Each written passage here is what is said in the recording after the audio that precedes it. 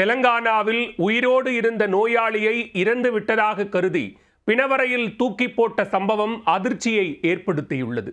அரசு மருத்துவமனை அதிகாரிகள் மற்றும் ஊழியர்களின் அலட்சியத்தால் நடந்த சம்பவத்தின் பின்னணி என்ன? தெலங்கானா மாநிலம் மஹபூபாத் மாவட்டத்தைச் சேர்ந்தவர் ராஜு.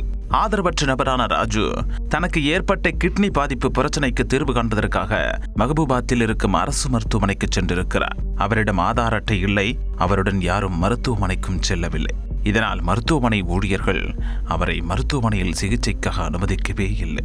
2 நாட்களாக சாப்பாடு கூட இல்லாமல் காத்திருந்த ராஜு ஒரு கட்டத்தில் மருத்துவமனை வளாகத்திலேயே மயங்கி விழுந்திருக்கிறார்.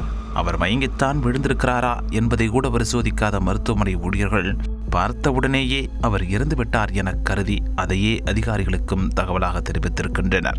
ராஜு இறந்து விட்டாரா, உயிருடன் இருக்கிறாரா என்று கூட வந்து பார்க்காத மருத்துவர்களும் மருத்துவமனை அதிகாரிகளும் கூட அந்த சடலத்தை தூக்கி பிணவரையில் போட்டுவிடுங்கள் என உத்தரவு பிறப்பித்திருக்கின்றனர். அந்த உத்தரவின் அடிப்படையில் ஊழியர்களும் உயிருடன் இருக்கும் ராஜுவை பிணம் என கருதி மருத்துவமனை பிணவரையில் தூக்கி போட்டிருக்கிறார்கள். மருத்துவமனையின் தூய்மை பணியாளர்கள் பிணவரையை சுத்தம் செய்து கொண்டிருந்த போது ராஜுவின் உடலில் அசைவுகள் இருப்பதை கவனித்திருக்கின்றனர். இதனால் உடனே அவர்கள் அதிர்ச்சி அடைந்திருக்கின்றனர். எனினும் அவர்கள் மிகவும் சாதுரியமாக செயல்பட்டு இந்த விவகாரத்தை உடனே மருத்துவமனை அதிகாரிகளிடம் தெரிவிப்பதற்கு பதில் போலீசாருக்கு தெரிவிக்கலாம் என முடிவெடுத்து போலீசாருக்கு அந்த தகவலை தெரிவித்திருக்கின்றனர்.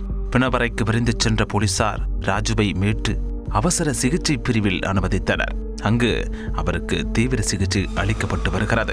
எனினும் இந்த சம்பவம் பற்றி விசாரணை நடத்த அரசு மருத்துவமனை நிர்வாகம் உத்தரவு பிறப்பித்திருக்கிறது.